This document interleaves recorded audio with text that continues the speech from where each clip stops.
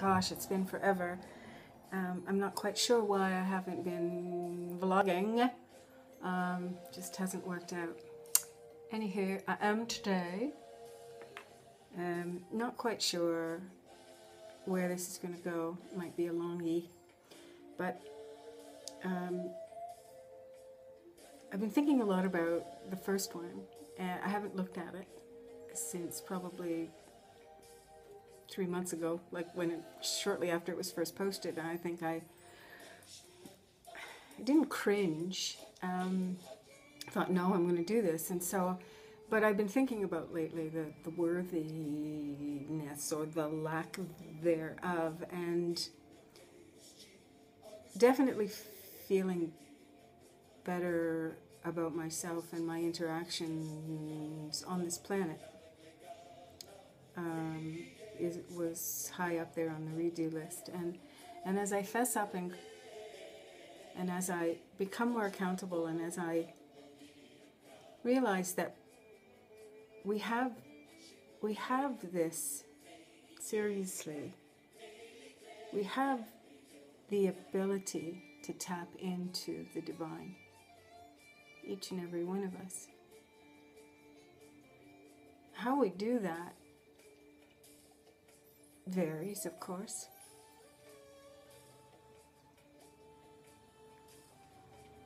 And some of the process to finding or revisiting or moving back in with that divine part of ourselves can for some be very painful, and it can appear at various times in our lives. The opportunity to tap back into that can appear at various times in our lives, because I think ultimately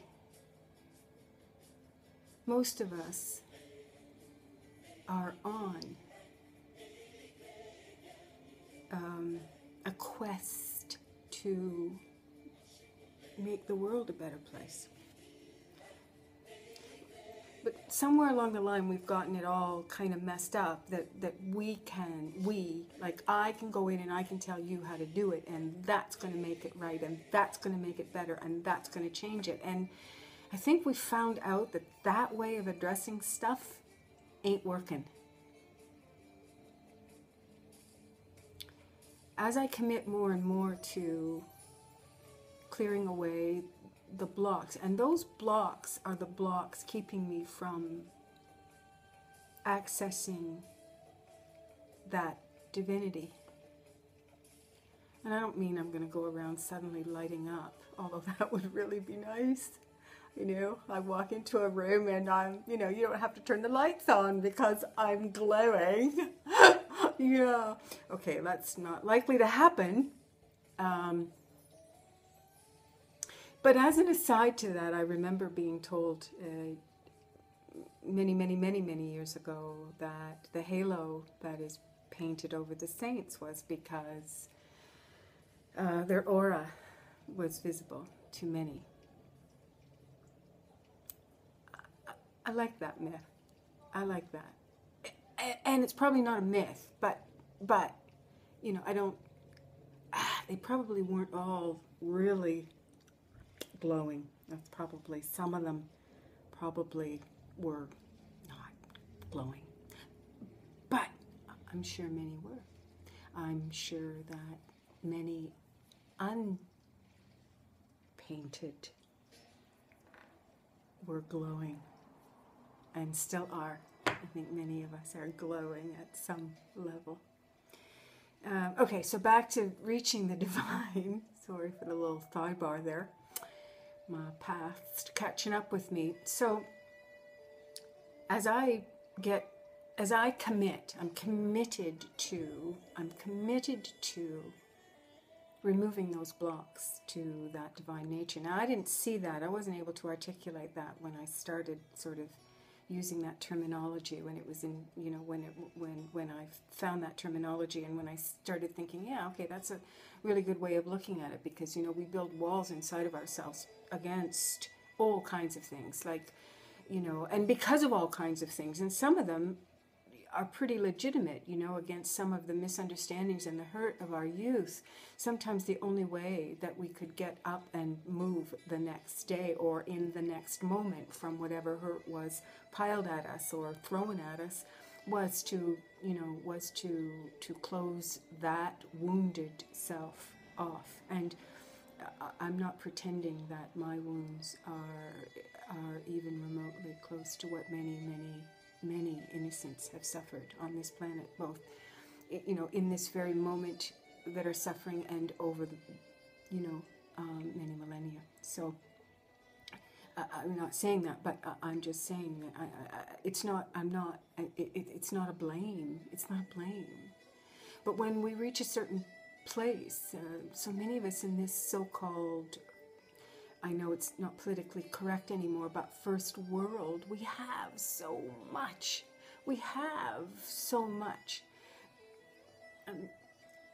And there are others that are wounded and don't, and they're disenfranchised and they're marginalized, and yes, but we have so much.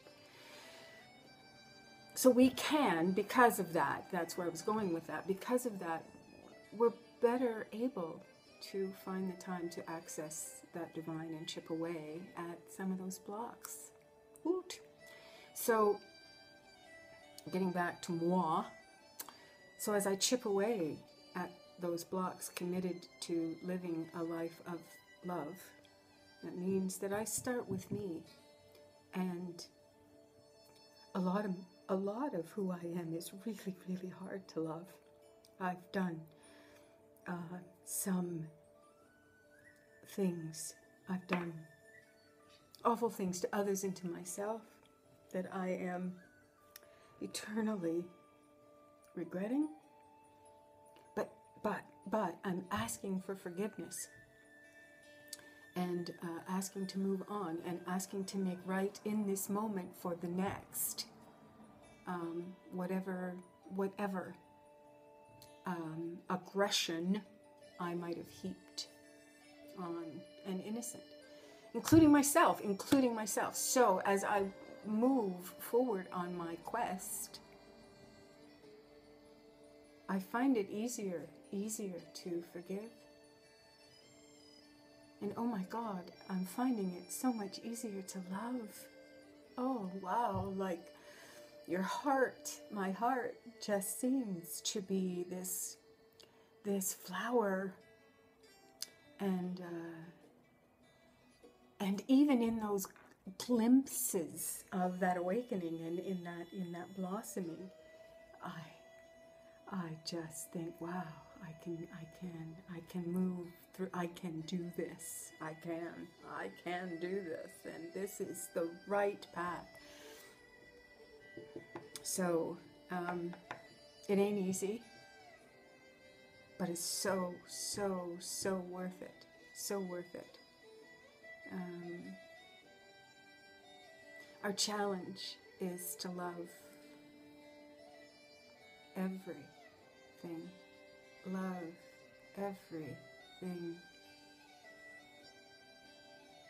It's a good thing loving and liking aren't really joined, because there's a lot of things, and we're not supposed to like abuses and violence and aggression, and we're not supposed to. But we have to love. We have to love. We have to come at everything from a place of love. All you need is love. Oh my God, like the ultimate. And as the heart expands in that place of love, compassion is much easier accessed, much easier to deploy. Now, all of that being said, I live a pretty sheltered life, and I'm surrounded by loving, wonderful people, and who am I, right? I'm just one little woman on a ridiculous 365-day redo, trying to get in better physical shape, lose a bit of weight, and learn how to deal with this, finally. Plopping works, by the way. Thank you, Brenda. That was a brilliant, I haven't yet shared that with my girls, and the whole plopping thing. I think that sort of comes from the way that, as an aside, African women wrap their hair, because for those of you who don't know plopping, your hair's wet and there's different ways of doing it. I have to comb it out anyway. You flip it upside down and you wrap it up into a t-shirt or whatever, and the end result of the look of the t-shirt is very, very much like the head wraps of African American women who you often see with this lovely adornment, and that's a wonderful way for them to keep their hair. So I think it sort of stems from that, someone trying to do that, create that look, and they probably said, "Oh my God, look at my hair." Anyway, I'm a ways away, but I mean it's certainly a far cry from hot. Oh my God, the burns, the scars I've got from curling irons and blah. Anyway. So when it's curly, this is stellar. So again, I'm off topic, and I have no idea what time it is. I'll have to put my glasses on. I said it would be long when I started. I'm not going to put a timeline on this one because, oh gosh, what are we at? 11 minutes. Okay. Ooh, 11 minutes. Yes. Okay. Anyway, I have come a long way, and I've realized that. I can feel that I'm worthy, and in 5 minutes from now, I may be visited again by those old niggling habits that just, pain body rising up there saying, "You're not gonna defeat me." Yes, I am. I'm not going to defeat the pain body. I'm going to assist the pain body in dissolving into a loving and happy place. A happy place. Laughing is easier. Smiling has always been easy for me, but now it's coming up. It bubbles up. It's not a, it's instinct. Well, I guess it always was. I don't know what I'm saying. I'm babbling at this point in time, so get back on task. I may do more videos. I may, because my writing has become, it's not as personal, but it is. It's truthful. Oh, and I promised to put on some stuff of me doing my practice so that you could see that, that I... the thing is, I don't have anything from the original, so I'd have to get people like my daughter and my two teachers to write testimonials stating that she couldn't, didn't, wasn't able, was whatever, to show that I'm actually progressing. But it isn't even so much about progressing into the moves as much as it is to the loving it and the evolving, and how the practice of yoga and meditation for me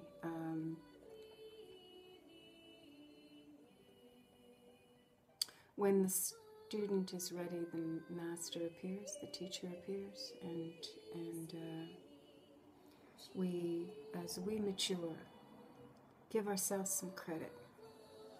We've survived this long. I don't want to talk about age. I've been here over 6 decades, and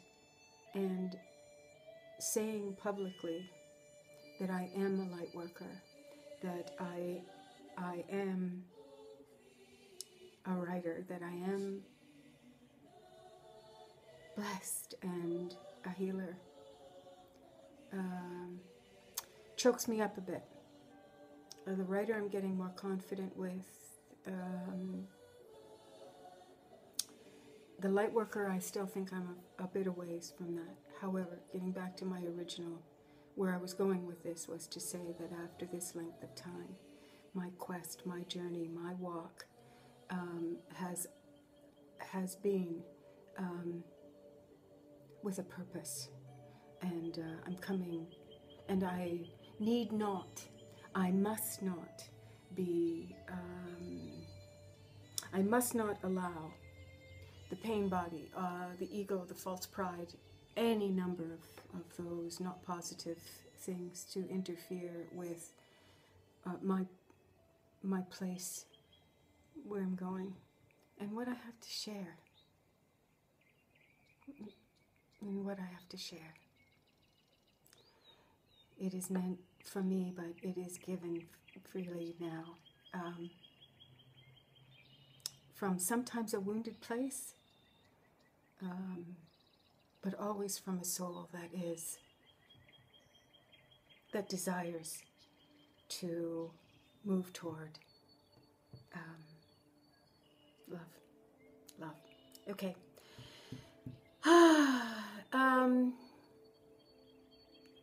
I think that's it.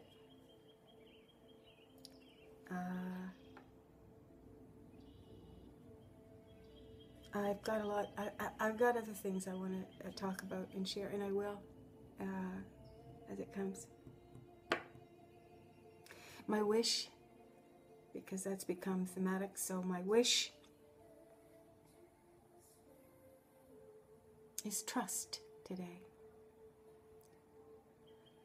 Trust that voice inside that speaks of love and light.